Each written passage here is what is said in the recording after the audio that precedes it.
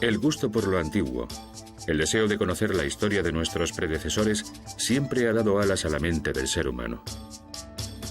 A los antiguos griegos y a los romanos también les encantaba estudiar a sus antepasados. Su interés recayó especialmente sobre las culturas y ciudades de los milenios segundo y tercero antes de nuestra era.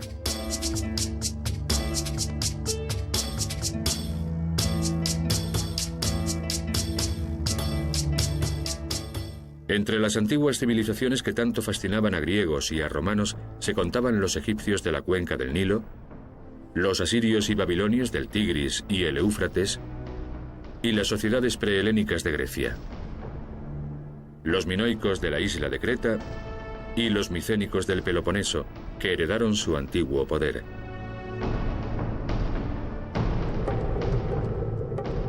El misterio y el encanto de Egipto siempre habían resultado atractivos. Para el siglo II antes de nuestra era, ya hacía mucho tiempo que la era de los faraones había entrado en declive. No obstante, las trazas de su antiguo poder aún podían encontrarse por doquier. Las inscripciones grabadas en las columnas de los templos relataban grandiosas gestas.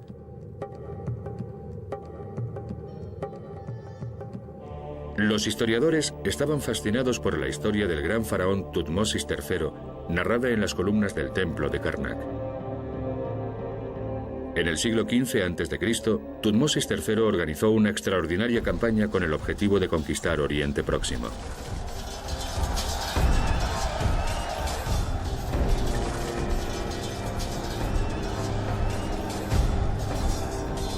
Sin embargo, cuando Tutmosis llegó a aquellas tierras, descubrió que buena parte de las antiquísimas ciudades babilónicas de Mesopotamia ya habían quedado reducidas a majestuosas ruinas impregnadas de historia. De entre aquellas ciudades espectrales, una en particular ejerció un irresistible atractivo sobre los historiadores: Ebla. Ebla era una mítica ciudad asiria situada al norte del Éufrates y la capital de un importante reino de la antigüedad. Sin embargo, el paso de los siglos había sepultado sus vestigios bajo la arena, borrando de la memoria humana todo rastro de ella. Aparte de la inscripción de Karnak, todo cuanto pervivía de Ebla era una cita de la Biblia.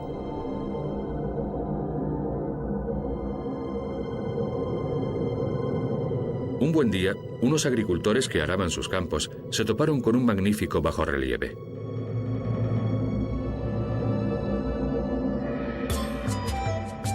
La noticia atrajo a un equipo arqueológico italiano que desenterró cerámica, utensilios sofisticados y el torso de una estatua que presentaba una inscripción votiva en la cual constaba inequívocamente el nombre de la ciudad. Ebla regresaba al plano de la existencia.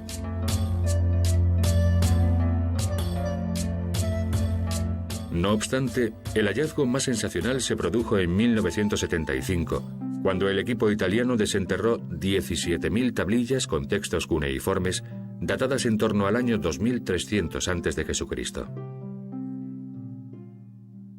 Una vez traducidos, se determinó que se trataba de contratos mercantiles y documentos administrativos ilegales. Paradójicamente, tan inmenso tesoro se había conservado a lo largo de los milenios gracias a un violento acto de destrucción. Alrededor del año 2300 a.C., la ciudad fue atacada y arrasada hasta sus cimientos por el rey Sargón I de Acadia.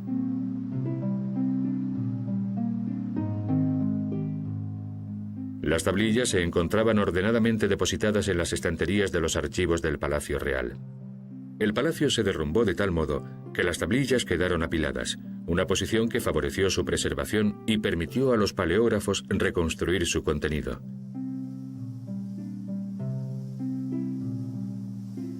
Ebla era un floreciente centro mercantil de la antigua Siria, y su monarca un acaudalado mercader.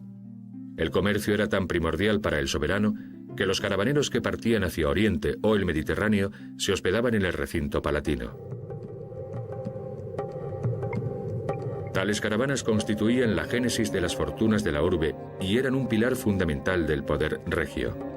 Si se dirigían hacia el oeste, las caravanas llegaban a la costa. Allí embarcaban sus mercancías hacia las tierras occidentales y cargaban nuevas mercaderías con la que emprendían su regreso.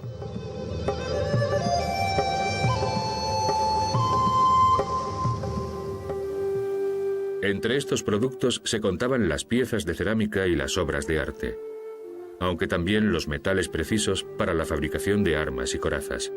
En aquellos tiempos, la navegación por el Mediterráneo era enormemente arriesgada. Quienquiera que dispusiese de los mayores barcos dominaba los mares. Y durante un largo periodo, un pueblo célebre por sus actos de piratería fue el amo del Mediterráneo, los micénicos. Entre la Grecia micénica y el Oriente, se alzaba una ciudad que vivía de las naves que surcaban el estrecho del Helesponto rumbo al Mar Negro, la legendaria Troya. Los micénicos libraron una guerra contra la ciudad que ha cautivado a los historiadores y a generaciones de estudiosos.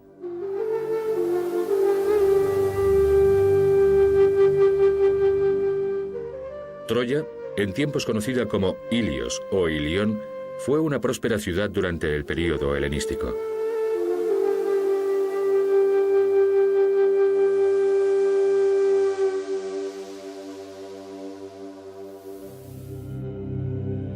Ha sido asimismo uno de los más indescifrables enigmas a los que se han enfrentado los arqueólogos. Hubo quienes consagraron muchos años a su búsqueda, tentados por los fabulosos tesoros que prometía. Mas no resultó fácil despertar de su sueño a la bella Helena, el bravo Héctor, ni al rey Príamo. Troya, la ciudad cuyo sitio se describe tan elocuentemente en el que posiblemente sea el libro más célebre de la historia, la Ilíada de Homero, podía encontrarse en cualquier sitio. En 1868, un arqueólogo aficionado, el alemán Heinrich Schliemann, decidió invertir las ganancias obtenidas con su negocio de importación y exportación en la persecución de un sueño que lo había acompañado durante toda su vida: descubrir los lugares donde habían luchado los ídolos de su juventud, los héroes de la Ilíada. Evidentemente, la Ilíada no era un tratado científico. Antes de plasmarse por escrito, en torno al siglo V a.C., se había transmitido de generación en generación, merced a la tradición oral, y hablaba de hechos acontecidos varios siglos antes.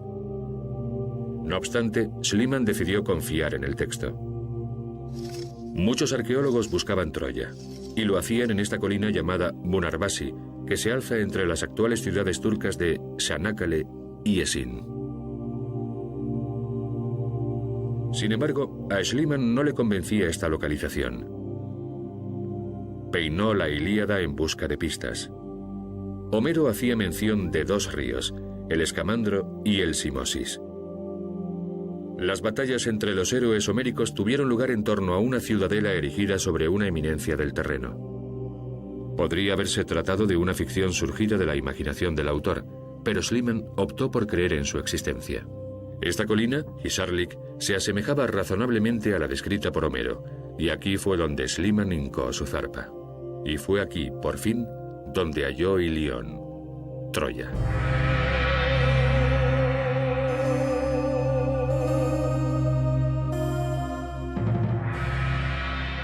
Nueve Troyas distintas, edificadas una sobre las ruinas de otra, surgieron de las excavaciones. En la segunda Troya, Schliemann descubrió asombrosos tesoros: copas y vasijas, armas, joyas de oro y botones. Creyó haber dado con el tesoro de Príamo. Hoy sabemos que aquellas riquezas no pertenecieron al rey troyano de la Ilíada. La arqueología moderna, una ciencia basada en métodos rigurosamente analíticos, muy alejada ya de los planteamientos intuitivos que guiaron a Schliemann, ha retrasado la data de estos objetos a varios siglos antes de la guerra de Troya, atribuyéndoselos a alguna familia real del tercer milenio antes de Cristo. Sin embargo, para el diletante arqueólogo alemán, los hallazgos solo podían pertenecer al tesoro de Príamo. Su creencia se fundaba en las trazas de incendios constatadas en el nivel donde aparecieron. Y según Homero, Troya había ardido hasta sus cimientos a resultas de la devastación perpetrada por los micénicos, que entraron en la ciudad tras 10 años de asedio gracias a la estratagema del caballo de Troya, cuya réplica se alza hoy en el yacimiento. Schliemann identificó la Troya atacada por los micénicos con la ciudadela que había exhumado, cuyo plano contemplamos, fechada en el tercer milenio antes de nuestra era. Una ciudad circundada por una muralla de apenas 120 metros de diámetro que difícilmente podría haber soportado una década de sitio ni habría podido acoger la corte de Príamo. Según los recientes estudios de las universidades de Tubinga y Cincinnati, en el segundo milenio antes de Cristo, la era del conflicto con los micénicos, Troya se encontraba rodeada por estos otros muros mucho más extensos. Y probablemente crecieron aún más a finales del primer milenio antes de Cristo. Basándose en las descripciones de la Ilíada y teniendo en cuenta los resultados de las últimas campañas arqueológicas en las que se han excavado nuevas áreas de la arcaica ciudad, hoy podemos revivir el mítico cerco micénico de la Troya de Homero.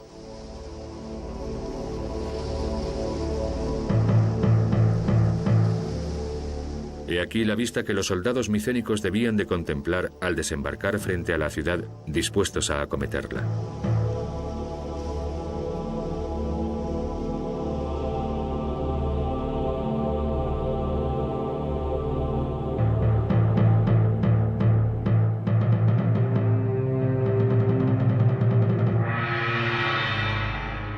El espectáculo que componían los amenazadores buques de guerra dirigiéndose hacia Troya posiblemente no era desusado para Príamo y sus súbditos. Los 9 estratos descubiertos en el yacimiento corresponden a 9 ciudades distintas, que nos dan su testimonio de los diversos ciclos de destrucción y reconstrucción. Hoy sabemos que Troya, amén de ser un lugar de capital importancia estratégica para el control del tráfico marítimo, era asimismo el mayor productor de su tiempo de manufacturas de oro. Por lo tanto, no es de extrañar que se atrajese las codiciosas miradas de los pueblos vecinos. Conquistar Troya suponía no solo librarse de los impuestos con que gravaba el tráfico de mercancías hacia el Mar Negro y Oriente, sino también la obtención de un rico botín. Por todo ello, fueron motivos fundamentalmente económicos los que condujeron a los micénicos a emprender la legendaria guerra de la Ilíada. Si bien, según la versión de Homero, la hermosura de Helena y el valor de héroes como Aquiles infundían dramatismo y romanticismo a los acontecimientos. Troya era una ciudad sumamente opulenta y debidamente defendida, ceñida por una fortísima cerca que Homero calificaba de inexpugnable. Por lo tanto, tras 10 largos años de asedio infructuoso, los micénicos se vieron obligados a tramar la célebre artimaña del caballo de madera. Troya fue destruida y reedificada en 9 ocasiones, la última durante el período romano. Uno de sus más fastuosos trazados se debe al egregio Alejandro Magno. La noble gesta de los troyanos contra los micénicos permanecía tan vívida en la mente del joven general que ofrendó su armadura a la diosa Atenea, a la que se veneraba en la ciudad. Agradecidos, los troyanos regalaron a Alejandro una coraza que, según afirmaban, se había empleado en el conflicto narrado por Homero. Los historiadores Estrabón y Plutarco recuerdan la siguiente anécdota. Alejandro Magno siempre llevaba esa armadura al entrar en batalla, ya que la consideraba un símbolo sagrado. En el siglo XIX se creía que esta ciudad fortificada era de origen medieval. Por consiguiente, los arqueólogos jamás se habían preocupado de excavar en el interior del recinto amurallado en busca de restos de antiguas civilizaciones. Sin embargo, la naturaleza de su localización y la solidez de sus muros atrajeron la atención de Schliemann. Había rastreado esta región del Peloponeso en pos de Troya y se quedó hondamente impresionado ante las enormes moles que se apilaban no lejos de la ciudad de Argos. Su mente estaba poblada de imágenes de los mitos de su infancia, y en ella resonaban las palabras de Homero, que tan solo mencionaba una ciudad micénica amurallada, la fabulosa Tirinto, edificada según la tradición por los gigantescos cíclopes. Schliemann, proclive como era a vivir inmerso en las ensoñaciones de su infancia y a tomarse en serio el contenido de los libros antiguos, se negó a aceptar la idea de que el origen de tan gigantesca fortaleza se remontase tan solo al medievo. Aquellas piedras le inspiraron leyendas y mitos ensalzados desde el alba de los tiempos. Por si fuera poco, el historiador griego Pausanias corroboraba la afirmación de Homero en torno a la existencia de Tirinto. Pausanias había llegado incluso a comparar la majestuosidad de las fortificaciones de Tirinto con las pirámides de Egipto. Por lo tanto, en algún lugar cercano a Argos debían de encontrarse aquellos muros ciclópeos. Tan grandioso monumento no podía haberse desvanecido sin más. Una vez más, las excavaciones arqueológicas confirmaron las tesis de Schliemann. En la cima de la Acrópolis se hallaron las ruinas de un maravilloso palacio adornado con frescos al estilo minoico, datado en el segundo milenio antes de Cristo. En efecto, se trataba de la ciudadela de Tirinto. Y una vez más, una asoladora guerra era el motivo de la preservación de tanta belleza. Las plantas superiores del palacio, al derrumbarse sobre las inferiores, rellenaron de escombros las alas con pinturas al fresco. El fuego prendido por los asaltantes fundió los ladrillos, creándose así una especie de caparazón que protegió los restos del palacio. Pero, ¿quién fue el enérgico invasor capaz de destruir una poderosa ciudad protegida por tan imponentes muros? Los historiadores descubrieron que los vencedores de esta épica guerra habían sido los dorios, un pueblo procedente del norte que se asentó en Grecia tras expulsar a los micénicos. ¿Cuál era el secreto de su poder? Su armamento estaba fabricado en hierro, un metal desconocido para los micénicos que luchaban con armas de bronce, un material mucho más frágil. Su fuerza y su audacia de poco les valieron a los descendientes de Aquiles, ya que sus espadas se hacían pedazos al entrechocarse con las de sus enemigos.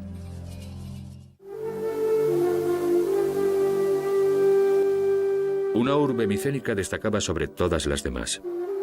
La capital que daba su nombre a los extraordinarios conquistadores de Troya. Se llamaba Micenas, una ciudad en la que, según Homero, abundaba el oro.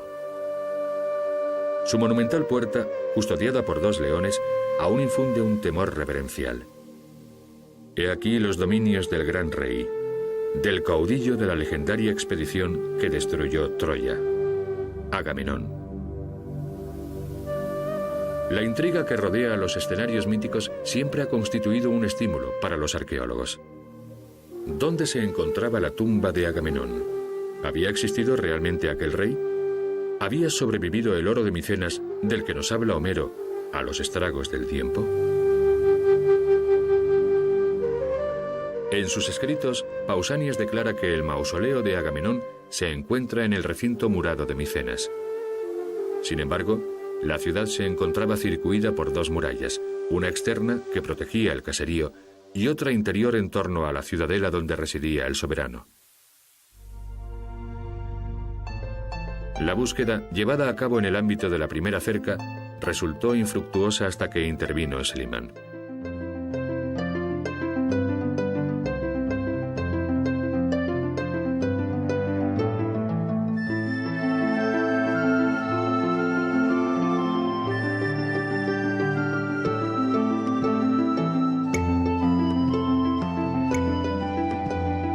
El arqueólogo clavó su pala en las inmediaciones de la Puerta de los Leones, en el interior de la Acrópolis real.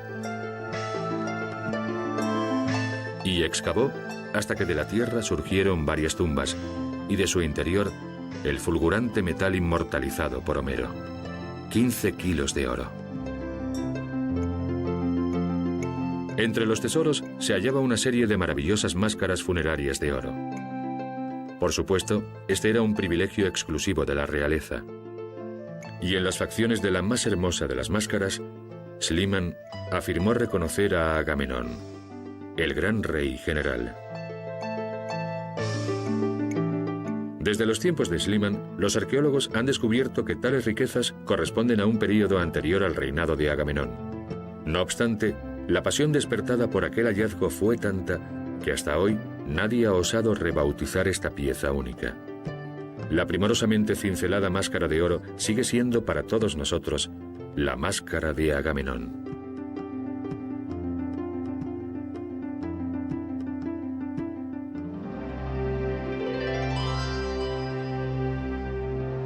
Schliemann había alcanzado el corazón de la civilización micénica, la fabulosa morada de su soberano. Y claro está, un gran rey necesita un gran palacio. Entrando en estas estancias, recreadas conforme a la descripción de Homero, podemos comprobar cuán profunda influencia ejerció la cultura micénica sobre los griegos.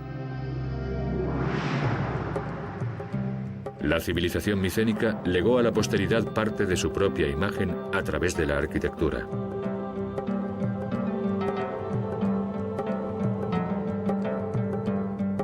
Esta sala, con el hogar en el centro, llamada Megaron, el corazón del palacio, se convirtió en el modelo del más típico de todos los edificios griegos, el templo. Así, la residencia del rey se transformó en la morada de los dioses. Micenas fue materia de leyendas como lo fueron Tirinto y la incomparable Troya. Las narraciones fabulosas y los héroes míticos asociados a ellas podrían seguir siendo solo eso, ficciones, de no haber sido por héroes de nuestro tiempo como Schliemann, hombres que se dejaron arrastrar por su pasión en pos de un conocimiento de la humanidad que nos enriquece a todos. Descubrimos y seguimos las huellas de las civilizaciones de los héroes que nos precedieron, para así poder comprender mejor al héroe en potencia que yace dormido en el interior de todos nosotros.